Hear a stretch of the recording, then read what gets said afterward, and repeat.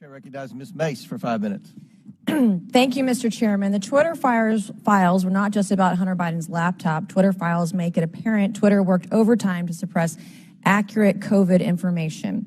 Dr. Jay Bhattacharya is a professor of medicine at Stanford who once tweeted an article he wrote about natural immunity. Thanks to Elon Musk's release of the Twitter files, we learned some of his tweets were tagged with the label of Trends Blacklist. Apparently, the views of a Stanford doctor are disinformation to you people. I, along with many Americans, have long-term effects from COVID. Not only was I a long hauler, but I have effects from the vaccine. It wasn't the first shot, but it was the second shot that I now developed asthma that has never gone away since I had the second shot. I have tremors in my left hand, and I have the occasional heart pain that no doctor can explain, and I've had a battery of tests. I find it extremely alarming Twitter's unfettered censorship spread into medical fields and affected millions of Americans by suppressing expert opinions from doctors and censoring those who disagree with the CDC. I have great regrets about getting the shot because of the health issues that I now have that I don't think are ever going to go away. And I know that I'm not the only American who has those kinds of concerns. Another example of what Twitter has done to censor folks is from Dr. Martin Koldorf, a Harvard-educated epidemiologist who once tweeted, COVID vaccines are important for high-risk people and their caretakers. Those with prior natural infection do not need it, nor children. The Twitter files reveal this tweet was deemed false information because it ran contrary to the CDC. So my first question this morning of Ms. Gaddy, may I ask of you, where did you go to medical school?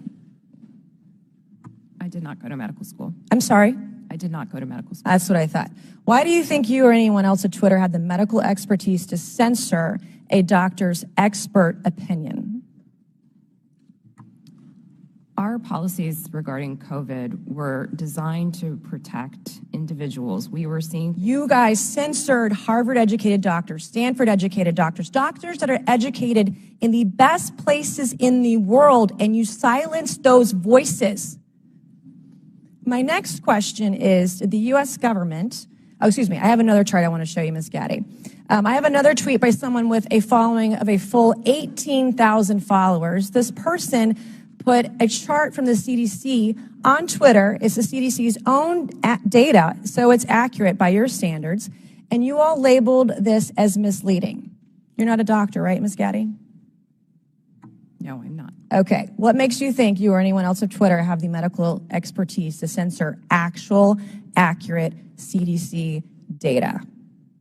I'm not familiar with these particular situations. Yeah, I'm sure you're not. But this is what Twitter did. They labeled this as inaccurate. It is the government's own data.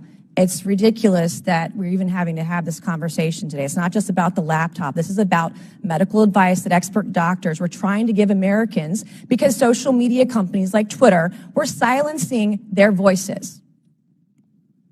I have another question, my last one for you, Ms. Gaddy. Did the U.S. government ever contact you or anyone at Twitter to pressure Twitter to moderate or censor certain tweets? Yes or no?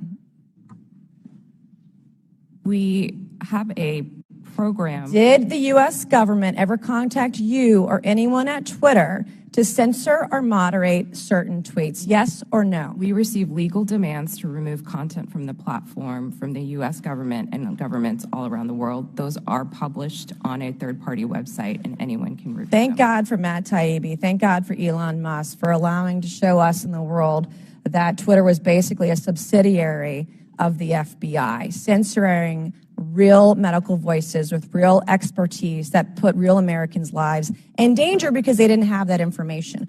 I also want to thank one of my colleagues, Ro Khanna, because as it turns out, censorship isn't just an important issue to conservatives. Some of my colleagues on the other side of the aisle, like Ro, found this censorship very concerning, and even wrote to you and to folks at Twitter that he was concerned about the First Amendment being censored. So I want to thank him for speaking up and speaking out about this issue, because this should not be a partisan issue. This should be an issue that's an American issue.